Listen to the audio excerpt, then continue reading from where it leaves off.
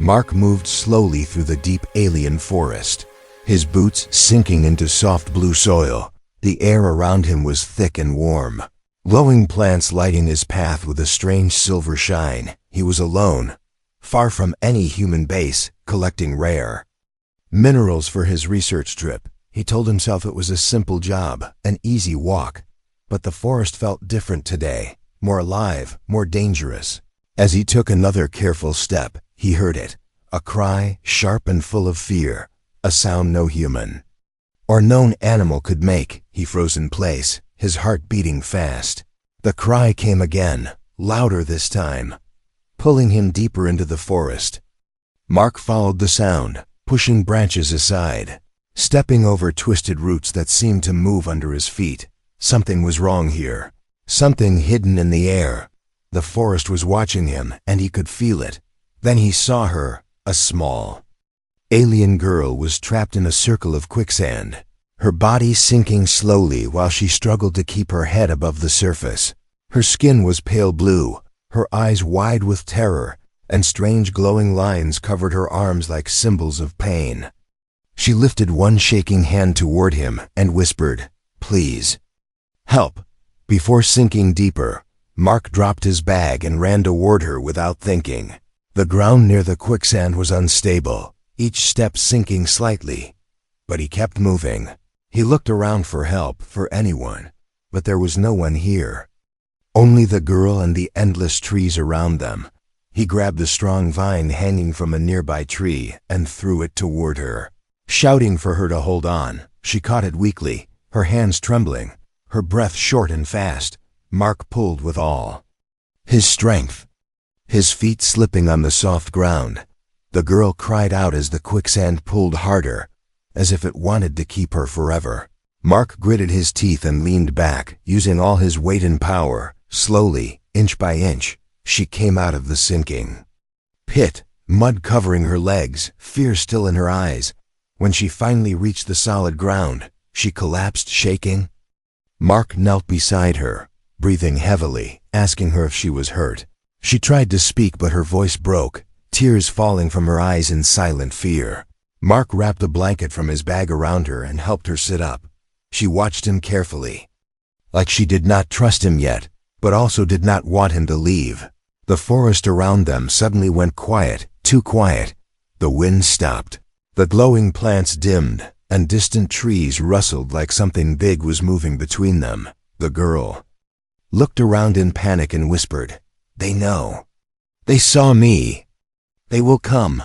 Mark frowned, confused. "Who will come?" he asked, but she only shook her head and wiped away her tears. Her glowing lines pulsed brighter, as if reacting to something in the forest. Mark felt the hair on his arms stand up, a cold fear spreading through him even in the warm air. He felt like they were not alone anymore, like something had awakened because he saved her.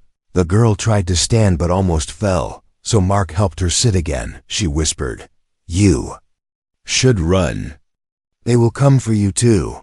Mark didn't move. He looked at her small, frightened face and said softly, "I won't leave you." She stared at him in shock, as if no one had ever said such words to her before. But before she could answer, a deep growl echoed through the forest, a sound strong enough to shake the ground under their feet. Mark felt his breath catch. The girl grabbed his arm tightly, her small hands freezing cold despite the warm air. "They are close," she whispered, her voice shaking. "Very close." Mark helped her stand, supporting her weight as she leaned on him. They needed to move fast, but every direction looked dangerous. Shadows shifting between the trees like living creatures. The forest was closing in around them, watching. Mark tightened his grip on her and whispered, "Don't be afraid. I'm here." But deep inside, fear twisted in his chest. He had no idea who they were, why they were coming, or why the girl's glowing marks were becoming brighter and brighter. All he knew was one thing: saving her had started something he could not understand, something powerful, something dangerous. And as another growl echoed through the darkness, Mark realized the forest was not the only thing watching them now. Something else was coming, something that wanted the girl back. and maybe wanted him gone forever. Mark helped the small alien girl walk away from the quicksand pit. Each step slow and careful. She was still shaking, her legs weak, and the glowing lines on her skin flickered like fading fire. He wanted to ask her many questions, but her frightened eyes told him she was not ready. Instead, he guided her through a narrow path between tall, twisted trees, hoping to find a safe place for both of them.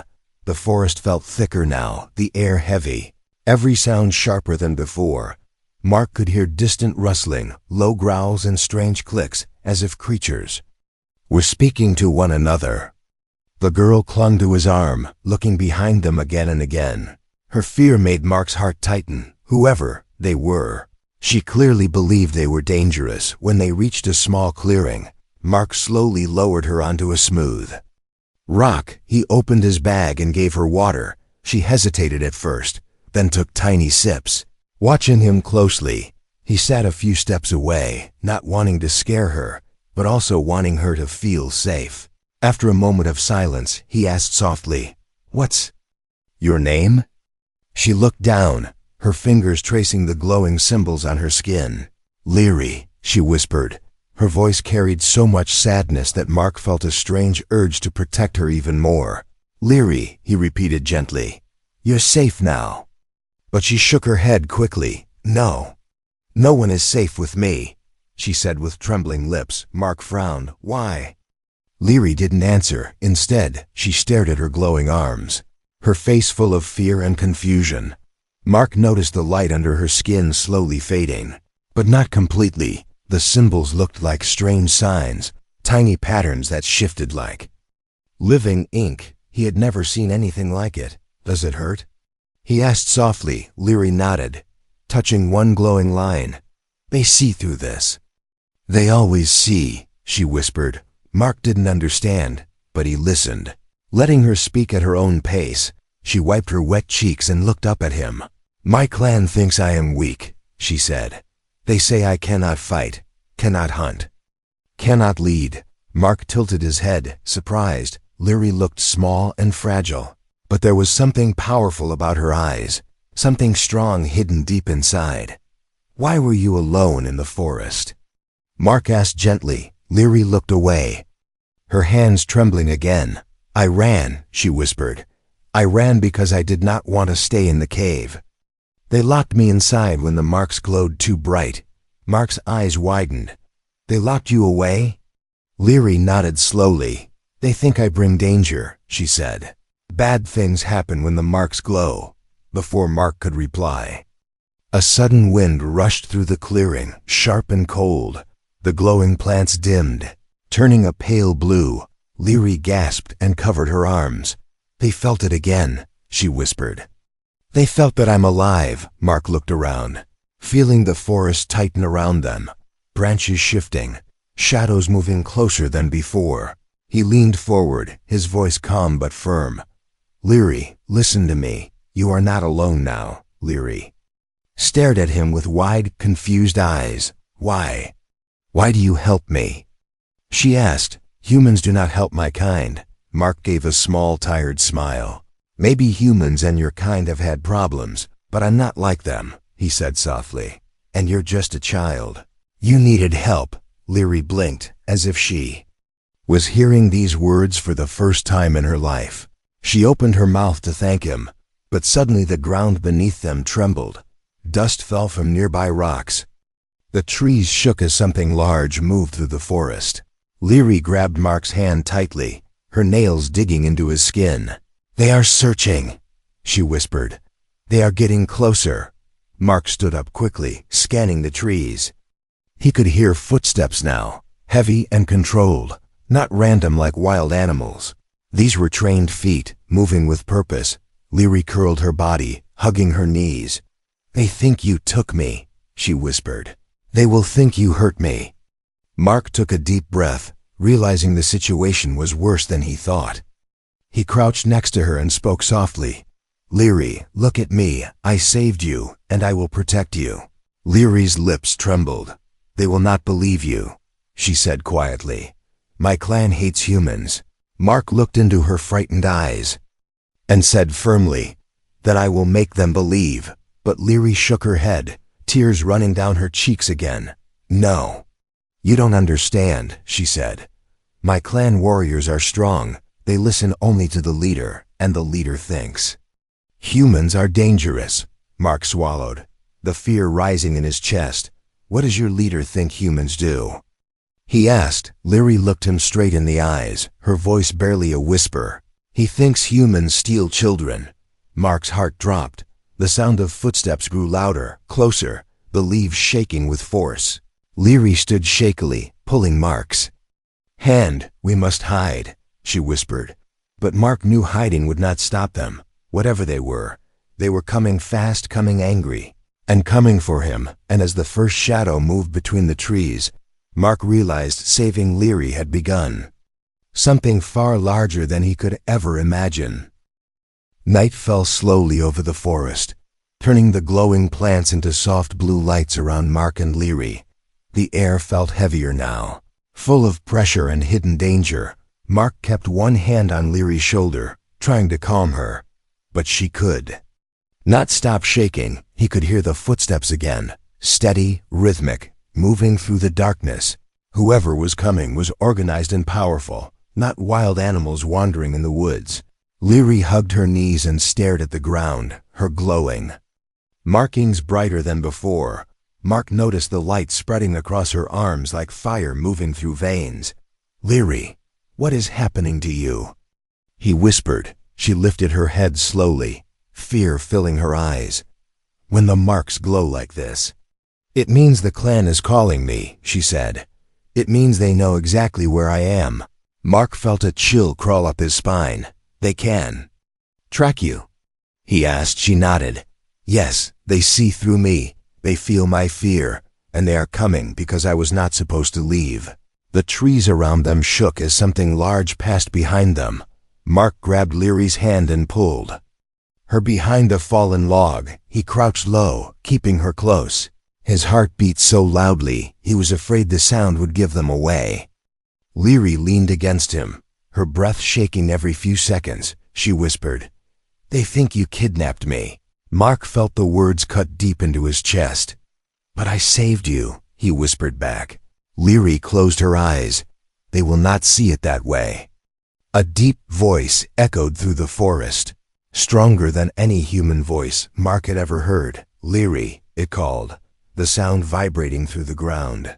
Leary gasped and covered her mouth to stop herself from replying. Mark watched her panic rise like a wave. "Who is that?" he whispered. Leary shook her head, unable to speak at first. Finally she whispered, "It is my clan leader." "My father." Mark's eyes widened. The leader of the clan was her father. This meant the entire situation was far more complicated than he thought. Mark held her hand tightly. "Leary, if he's your father, why is he calling you like this? Why are you afraid?" Leary took a shaky breath. "He thinks I bring danger to the clan," she said. "He thinks the glowing marks mean I am cursed." Mark frowned. "You're not cursed," he said firmly. "You're just scared." "But..." Leary shook her head. "My father believes the marks can bring destruction, so he keeps me hidden in a cave, away from the world." Mark felt anger rise inside him. "He locked you away because of something you didn't choose." Leary nodded silently. The voice called again, louder this time. "Leary, come out. We know you are near." The forest went silent after the voice left the air. Even the insects stopped making sounds. The tension was like a crushing weight around them. Mark slowly peeked over the log. His eyes scanned the dark forest, moving light to light, shadow to shadow. Then he saw it, a tall figure standing between glowing trees, holding a long spear that hummed with energy. More figures appeared behind him, forming a circle, all of them armed, all of them looking dangerous. Their glowing blue eyes cut through the darkness like knives. Mark ducked back down, pulling Leary close. "They're surrounding us," he whispered. Leary's breath quickened, and she pressed her forehead into her knees. "They will take me back," she whispered. "And they will hurt you." Mark swallowed hard. "We can't stay hiding," he said gently. They already know where you are. Leary looked up at him with wet eyes. Then what do we do? She whispered. Mark took a deep breath, his voice quiet but strong. We face them. Leary stared at him in shock. You cannot fight them, she said. My clan warriors are stronger than humans. Their spears can cut stone. Mark nodded. I know that, he said. But running will only make things worse. Leary shook her head, her glowing marks pulsing faster. They will think you tried to steal me, she whispered, and they will punish you. Mark placed his hand gently on her back. Then I'll make them listen, he said. I won't let them take you like you're nothing. Before Leary could reply, the ground vibrated again, and the leader's voice thundered. Leary, step forward or we come through the trees. Mark knew they had no more time. He stood up slowly, making sure his movements were calm. Leary grabbed his hand. In panic, no please, they will hurt you. Mark squeezed her hand gently. Trust me, he whispered. Stay behind me. He stepped out from behind the fallen log into the open clearing. Moonlight from the alien sky fell over him, the glowing plants illuminating his silhouette. The clan warriors tensed immediately. Lifting their spears, Leary stepped out shakily. Behind him, her glowing marks shining like small stars. The leader stepped forward, his tall body casting a long shadow across the ground. His voice was cold as he spoke. Human, why do you stand with my child? Mark met his stare and answered, because I saved her. The forest held its breath as warrior and human faced each other, and Leary stood trembling between the two worlds that were about to collide. Mark stood tall, even though his heart was beating hard inside his chest. The alien warriors formed a circle around him, their glowing spears pointing down but ready. Leary stood behind him, half hidden, her hands shaking as she held onto his jacket. The clan leader stepped forward, his face calm but cold. His armor was made of dark bone-like plates and his eyes were glowing with sharp blue light. The leader's voice was strong. You are the human who touched the marked one. Mark stayed still, his voice steady. I pulled her out of quicksand. She was sinking, alone. I didn't know who she was. The clan leader narrowed his eyes. And you expect me to believe you did this out of kindness? Mark looked at Leary, then back at the leader. Yes, he said simply. Because she needed help. A murmur spread through the warriors. Some looked confused, others angry. One tall warrior stepped closer and growled. No human ever helps without reason. What did you want in return? Mark stared at him, then said, Nothing. The warrior bared his sharp teeth and said, Then you're lying. Mark took a step forward, raising his hands. If I meant harm, would I be standing here now? I would have run, but I didn't. The clan leader raised his hand and the other warriors stepped back. Enough, he said calmly. Then he looked at Leary, his daughter. Is it true? Did he save you without touching the mark? Leary nodded, her voice small. He saved me. He didn't ask for anything. I was sinking and couldn't breathe. He pulled me out. Her eyes filled with tears again. He gave me water. He didn't hurt me. The leader looked at her glowing arms. The marks were pulsing with bright light now. The forest responded to it, trees shaking gently, leaves falling without wind. Something deep was being awakened. The leader looked back at Mark. You touched her fate, he said slowly, and now it touches yours. Mark didn't understand what that meant, but he stayed quiet. Then the leader turned to his warriors. Bring him to the Hall of Stone, he said. If he tells the truth, the forest will not reject him. Mark stepped back quickly. What do you mean? He asked. Leary grabbed his arm. It's a test, she whispered. They will take you to the trial place. Two warriors stepped forward, not hurting Mark, but guiding him roughly. Wait, Leary said, her voice rising. You can't just take him. He saved me. The leader looked at her, his expression unreadable. Then the forest will protect him. If his heart is clean. Leary reached for Mark, but the warriors pulled him away slowly. Mark looked over his shoulder and said softly, It's okay, I'll be all right. As they walked through the glowing forest, Leary followed behind her. feet fast and her eyes wide with fear. The hall of stone was hidden between tall cliffs, glowing symbols carved into its walls. It looked ancient, powerful.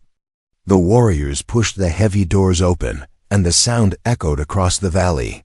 Mark was led to the center, where a stone circle was marked on the floor. An old elder with white glowing skin stepped forward and spoke. "Human, if your words are truth, the forest will know." He raised his hands, and the ground under Mark began to glow. A warm light spread beneath his feet. Then, everything went silent. Mark stood in the glowing circle, his eyes closed, waiting for something, anything. Suddenly, the air turned cold, and a loud roar came from the deep woods behind the hall. The warriors grabbed their weapons, their eyes searching the trees. "It comes," someone whispered. From the darkness stepped a large beast. Its body was like living stone, with glowing vines wrapped around it. Its eyes burned red, and its breath shook the ground. Leary gasped and tried to run forward, but a warrior stopped her. "Let the test begin," the elder said. Mark stared at the beast as it walked into the circle, sniffing the air. It moved slowly, circling him. Its claws scraped the stone, its teeth sharp as blades. But Mark didn't move. He raised his hands again and said softly, "I'm not here to harm. I'm here because I helped someone." The beast stopped in front of him and lowered its head. The forest went silent. The light under Mark's feet grew brighter, and the beast gave a low, peaceful growl. Then slowly it bowed, pressing its head to the ground. The warriors gasped. Leary covered her mouth in shock. The elder stepped forward and said, "The forest is chosen. He is true." Mark stood in silence, unsure what had just happened, but deep down, he felt something shift, like the forest had just accepted him as one of its own. And outside the hall, the clan leader waited, ready to decide what came next. The moment the beast bowed, silence filled the entire hall of stone. Not even the wind moved. The glowing plants outside dimmed, as if the forest itself was holding its breath. Mark stood frozen, his arms slowly lowering to his sides. He wasn't sure what had just happened, but he knew it was important. The beast, still bowing, let out a low hum, and then slowly turned and walked back into the darkness, vanishing without a trace. Leary broke free from the warrior holding her and ran into the hall. She rushed to Mark, her voice shaky. "You passed. The forest chose you." Mark looked down at her, confused. Why did it bow? Why didn't it attack? Leary smiled softly, tears in her eyes. "It only attacks those with evil hearts. But it bowed to you. That means you are a protector." The clan warriors stood in silence, many of them looking at Mark with wide, uncertain eyes. The elder turned to the group and said clearly, "The trial has ended. The human is innocent." One of the warriors stepped forward, still angry. But he touched her. He should not have interfered. The elder raised his hand. He saved her, not for power, not for reward, but from kindness. The clan leader entered the hall slowly, his face unreadable. He walked straight to Mark, looked him in the eyes, then turned to his people. "This human touched the child of our blood, and the forest itself accepted him." He paused, then continued, "But our laws still stand. The protector must face the circle of decision." Mark frowned. "What is that?" Leary grabbed his arm. "It's when the clan decides if you belong with them, or if you must leave." Mark felt his chest tighten.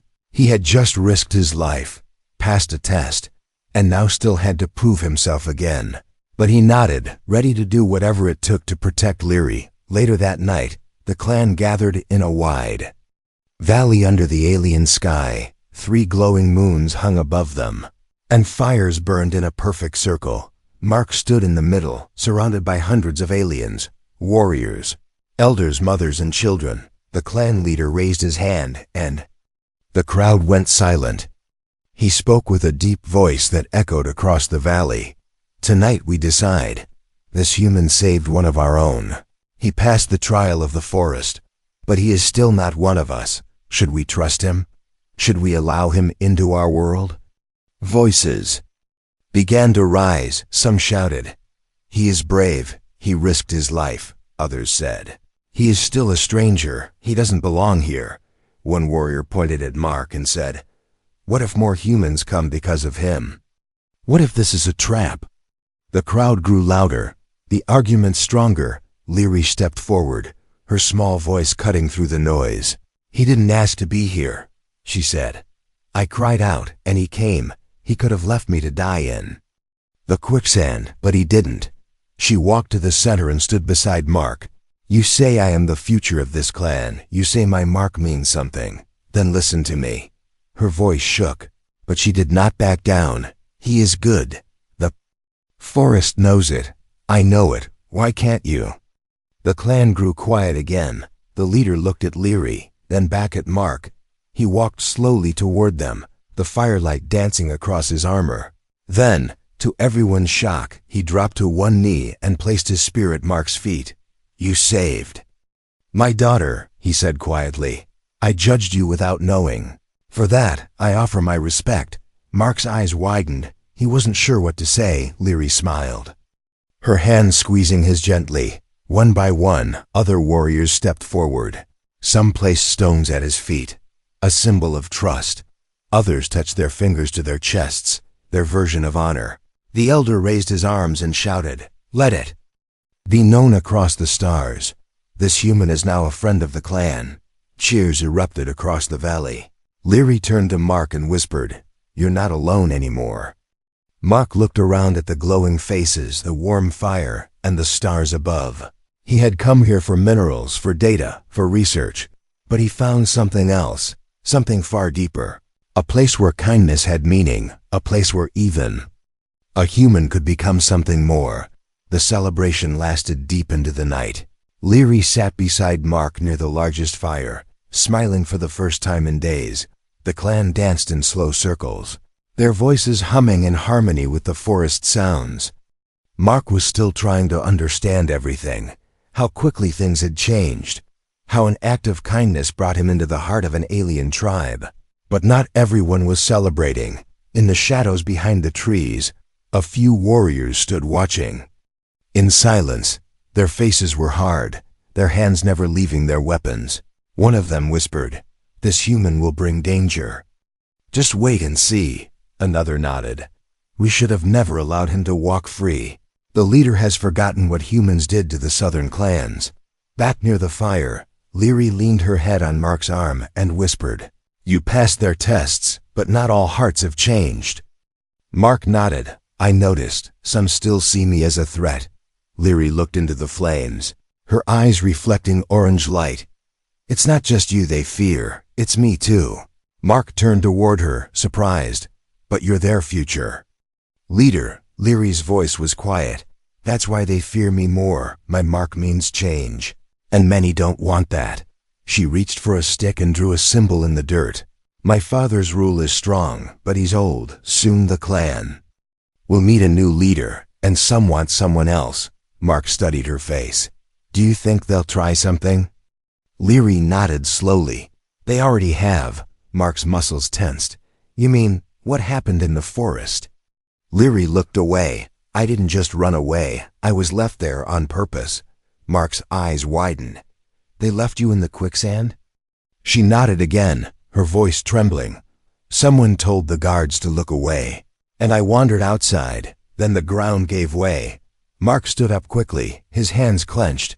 "That wasn't an accident. That was a trap." Leary looked up at him, her voice soft. "Someone wants me gone. They think if I disappear, someone else will be chosen to lead." Mark paced near the fire, his heart pounding. "Then you're not safe. Even now." Suddenly, a sharp whistle cut through the night. The music stopped. Warriors grabbed their weapons, and the clan leader stood tall. "Intruders near the river path," a scout shouted. 4 warriors from the Broken Fang tribe. "Armed." Mark looked at Leary, who was already on her feet. "They're not allies," she whispered. "They want chaos. They always did." The leader ordered his guards. "Protect the children. Prepare the defense line." Mark grabbed his small satchel and stood beside Leary. "Let me help." The clan leader gave him a long look, then nodded. "You've passed the forest's trial. Let's see how you face real danger. They moved quickly through the woods, torches lighting the trail. The river path was narrow, surrounded by sharp rocks and thick fog. Mark could hear water crashing nearby. When they reached the clearing, 4 tall alien warriors stood at the edge, cloaked in bone armor and carrying black spears. Their faces were painted with dark symbols, and their eyes were full of hate. The Broken Fang leader stepped forward and sneered. "You celebrate while the galaxy forgets you, weak clan, soft hearts." The clan leader raised his spear. "We protect our own. Leave now or face our wrath." The enemy warrior laughed. "You let a human touch the marked child. You deserve to fall." Mark stepped forward, his voice strong. "She would have died without help. Is that what your tribe wants? A child's death for power?" The Broken Fang leader pointed his spear at Mark. "You should not speak here, human." Leary stepped forward too, her marks glowing bright. "He speaks with courage. He passed the test our own warriors fear." Her voice rang clear through the air. "You will not scare us tonight." The enemy warriors looked unsettled. Their leader frowned, then signaled to retreat. "We'll return," he warned, "and next time we bring more than words." The clan held their ground as the intruders vanished into the mist. The moment was tense, but no blood was shed. As they walked back to the camp, the leader placed a hand on Mark's shoulder. "You showed strength again, not with weapons, but with words." Leary smiled quietly as they reached the fire. "They fear you now," she whispered, "and maybe they respect you too." Mark looked up at the glowing moons and thought deeply. The test wasn't over. Something darker was still coming, and now more than ever, Leary needed him. The next morning, fog covered the valley like a silent blanket. The clan moved quietly, packing supplies, checking weapons, and guarding the borders. Everyone felt the same thing. The Broken Fang tribe would return, and this time, they wouldn't come with words. They would come for war. Mark stood near the edge of the forest, sharpening a spear given to him by the elder. It felt strange in his hand, heavy and ancient.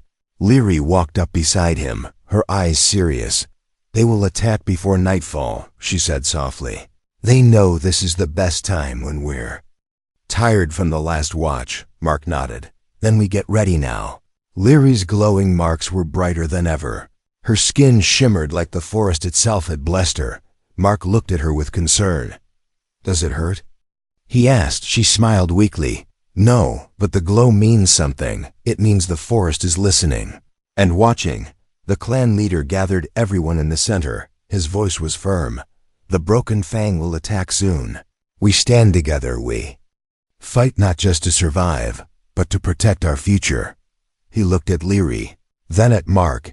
"And today, our future stands with us." Leary stepped forward, raising her hand. "They want fear. Let's give them something stronger. Let's show them we are not weak, not broken." Her words brought fire to the warriors' eyes. They slammed their spears into the ground and let out a unified cry that echoed across the hills. Just before sunset, the enemy came. Dozens of warriors in dark armor marched from the eastern cliffs, their weapons glowing red. Their leader stood tall, his voice sharp. "Give us the marked child, and we will leave you in peace." The clan stood firm. No one moved. Leary stepped forward alone, her hands at her sides. "You will not take me," she said, "and you will not break us." The enemy laughed and charged. The forest roared to life. Branches moved, stones rolled, and the ground trembled. Mark stood in front of Leary, spear in hand, ready to defend her with everything he had. The battle was loud, fierce, and full of chaos. Warriors clashed, screams filled the air. Mark fought beside the clan, his moves not perfect but full of courage. He blocked a strike meant for Leary, then pushed back 2 enemies with the butt of his spear. He saw the leader of the Broken Fang heading straight for Leary. Mark ran through the smoke, throwing himself in front of her just as the enemy raised his blade. The two collided hard, falling to the ground. Mark struggled but refused to let go of his spear. The enemy tried to stab him, but Mark twisted and kicked him back. Leary stood tall, her markings burning like fire. The sky darkened and wind began to circle her. The enemy warrior hesitated, suddenly afraid. Lyri raised her glowing hand and shouted in a language older than time. The forest responded. Trees bent toward her. Vines snapped from the ground and wrapped around the attacker. Pulling him down, the battle paused. Everyone stared as the forest itself defended her. The broken fan leader shouted in fear. "She commands the wild." He looked at his troops, but many were already dropping their weapons and running into the trees. What they saw was not a weak girl, but a living force of nature as silence returned. The surviving enemies vanished into the shadows. The clan gathered around Lyri and Mark, eyes wide, breaths shaking. The elder walked slowly to them, bowed his head, and said, "The forest has chosen its leader." The clan dropped to one knee. One by one, warriors, hunters, even the old ones. They bowed before Lyri and to Mark, who stood beside her, still breathing hard. Still holding his spear, Lyri turned to Mark, her voice soft. "I am not afraid anymore, because I know I'm not alone." Mark smiled. "You never were." The clan leader stepped forward, placed a hand on both of their shoulders, and said, "You saved her, you saved us. From this day you are one of us." Mark looked around at the people, the glowing forest, and the girl who once begged for help in the quicksand. He had come to this planet as a stranger, but now he stood as something more. Not just a survivor, not just a human, but a protector, a friend, and maybe even part of something greater than he ever imagined. And as the stars rose above them, Lyri stood at his side, the future leader of a proud people, and the girl whose life changed everything.